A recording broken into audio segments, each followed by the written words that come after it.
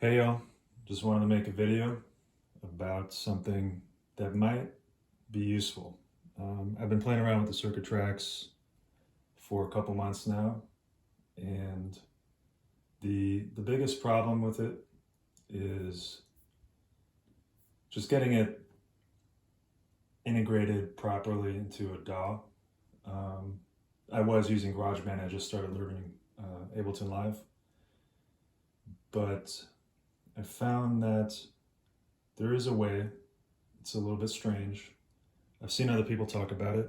Um, I've watched the Tektronix video. I know Gabe Miller has talked about just kind of a way workaround just the analog out um, of audio into a DAW. So there is a way in Ableton and other DAWs as well. But Ableton seems to be kind of the easiest to set up so far, to route Midi directly into multiple tracks. So let's see here. I think I'm on the right project, yeah. So basically, on the tracks, there's essentially five essentially MIDI or performance tracks, so instrument tracks, because all of the drums are set up on a single MIDI channel. So right now I just have it set to default, and it's on MIDI channel 5. So what that means is that it requires a drum kit. So it's pretty easy to set up. You can see I just have a really basic 808 kit, and I'm using just 4 drum samples. I'm sure there might be a better workaround, but in terms of outputting MIDI that the circuit tracks is controlling itself, in Ableton, it seems like 4 samples is kind of the only option. So, but basically, it's weird. It's a weird. I haven't prepared this video, but it's just kind of seems like a unique setup that I haven't seen, which is, okay, yeah, I have all these tracks set up. So I got this track routed to 1, and that correlates with synth 1, synth 2, MIDI 1, MIDI 2, and so it's 1 through 4. So that makes sense, and it's pretty easy.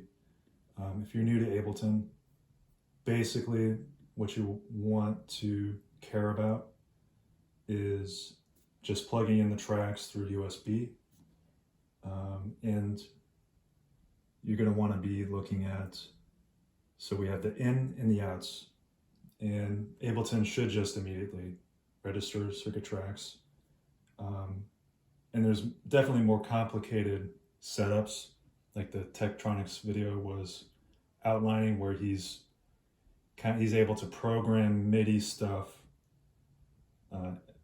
in Ableton and sync it to different buttons and combos and all that shit on the tracks. I don't know if I really want to go that far. I think it could be really cool to synchronize CC with the different knobs on these different channels.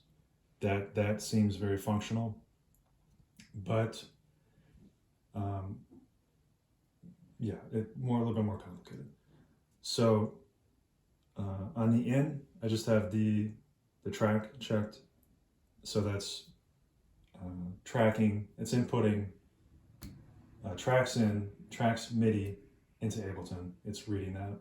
And Ableton itself is telling the tracks through its outs to start playback, essentially. And there's some other stuff, but basically it's really just about syncing the circuit tracks with Ableton so that even if you're just recording audio out into an interface, every time you hit record in Ableton, it's automatically telling the tracks, okay, start recording now. So that's bare bones. You have to have that set up. Otherwise, it's a huge pain in the ass just trying to synchronize and cut things down, and yeah, it's not good. So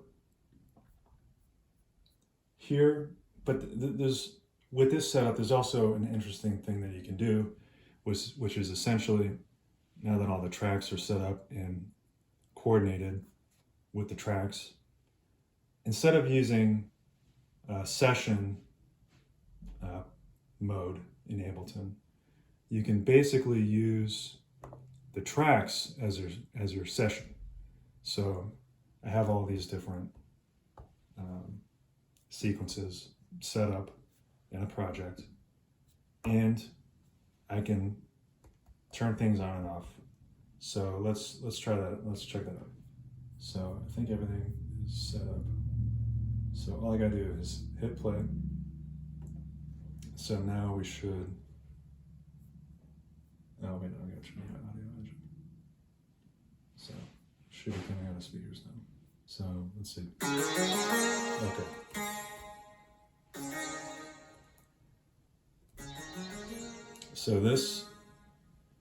So I'm in arrangement mode, and this is just playing the sequence from the tracks, and it's controlling the virtual synth in Ableton. So that's pretty cool.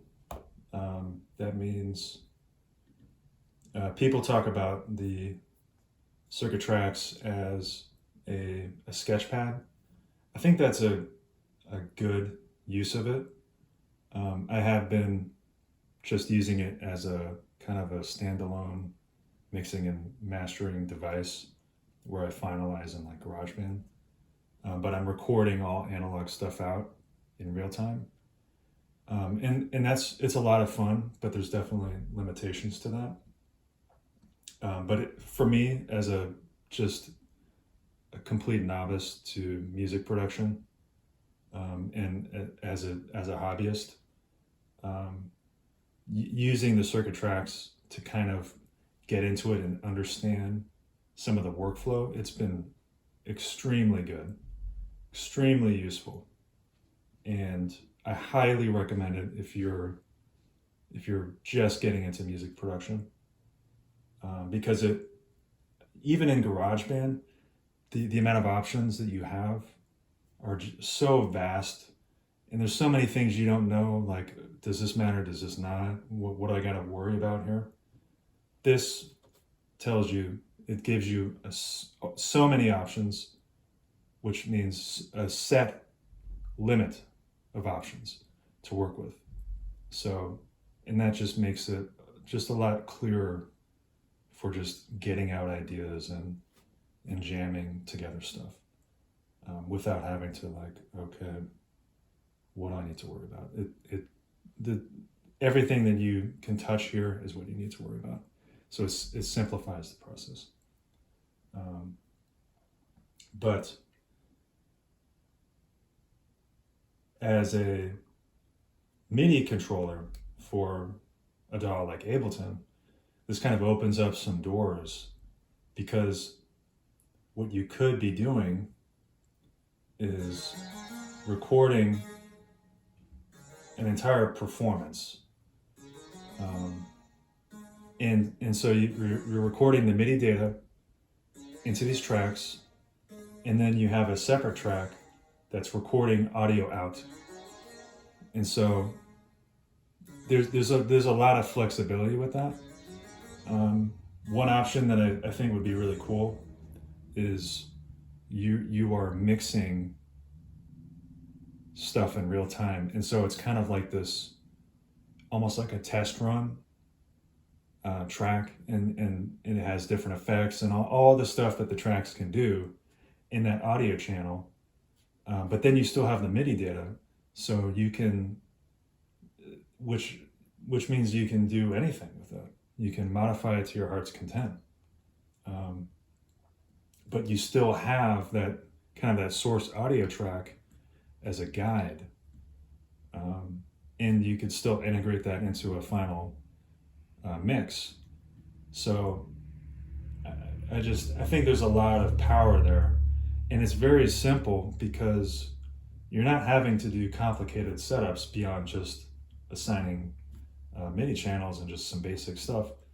You can cue, stuff on demand just like you would as a standalone tracks experience. So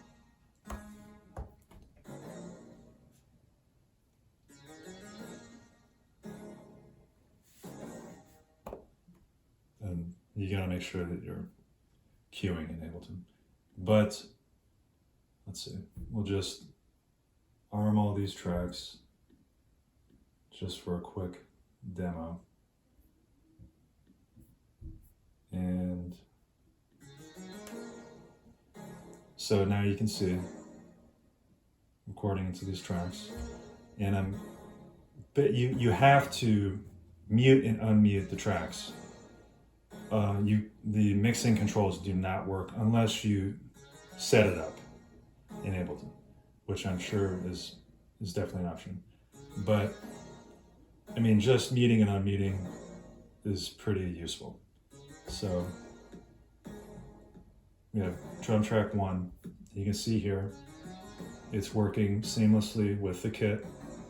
Super easy, just the kick, setting up the snare. And the kit is recording entirely in one channel. So we're getting all that MIDI data. And we got the hi-hat. We'll throw in synth 2.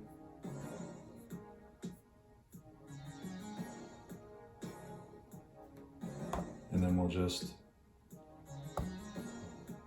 change pattern here.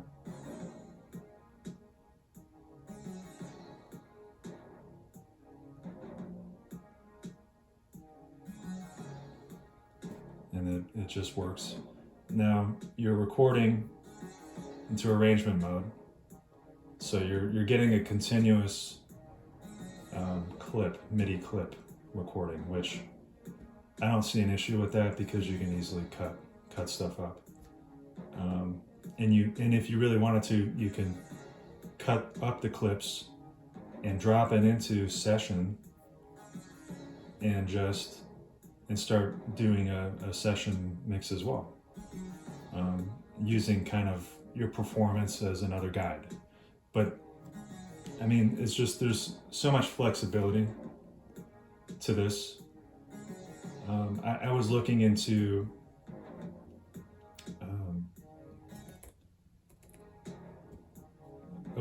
different Ableton controllers like the Launchpad for just essentially just kind of getting the tracks experience into Ableton, being able to cue stuff on demand, like on the tracks. But I realized, like, I mean, I already got something that's doing that. And just a little trial and error yielded this kind of result. And there's even more that you can do. So I highly recommend, if you have a tracks, diving into a little bit more complicated MIDI setups, kind of looking at it in a different way, especially with software like Ableton. The problem is if you're using GarageBand, this does not work at all because GarageBand does not have breakout for MIDI channels. So essentially every track in GarageBand is reading all 16 MIDI channels at once. And that's really bad because you have no control. You can use this as a,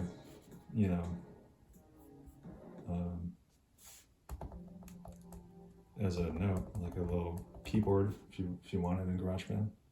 So there's functionality there. But Ableton Live, which came with I have 2 different Arturia stuff because I've been buying a little bit too much gear. I'm trying to rein it in, which is another reason why I dove back into the tracks in terms of a MIDI controller. But Ableton comes with so many different things. It's bundled together. And the biggest limitation that I've seen on this version of Ableton is that you can only have 8 tracks, which is a bummer. But in this setup, you're only using 5 tracks anyway. And then if you're recording analog out, that's 6. And so you get an additional 2. And then if you're doing a final mix, you can do how, you can kind of get rid of some of the junk stuff and replace it with some other tracks. But that is a limitation. Another thing you could do, probably to get around that, is export out the 8 tracks as audio, and then kind of re-import that audio and then start layering even more tracks on top of that. That might be not ideal. I don't think that's an ideal way to do things based on what I've learned, but it's an option. So I highly recommend Circuit Tracks. It's incredibly versatile. Just the MIDI control just opens up so many doors. And just as a standalone device, it's great. And just being able to plug in, little other synths into it, super excellent. So there's a lot you can do. I think for the amount of money, I bought it used. I try to get anything used unless you're getting a killer deal. But even for $400, I don't think you can go wrong, because this just fills so many roles. It's just super cool. So if you've watched this long, thank you. Hopefully this was informative. I try to get into some little specific details that I don't really see people talk about on other videos that I kind of wanted to slide into to make a unique video. So appreciate you watching. Let me know if you have any questions.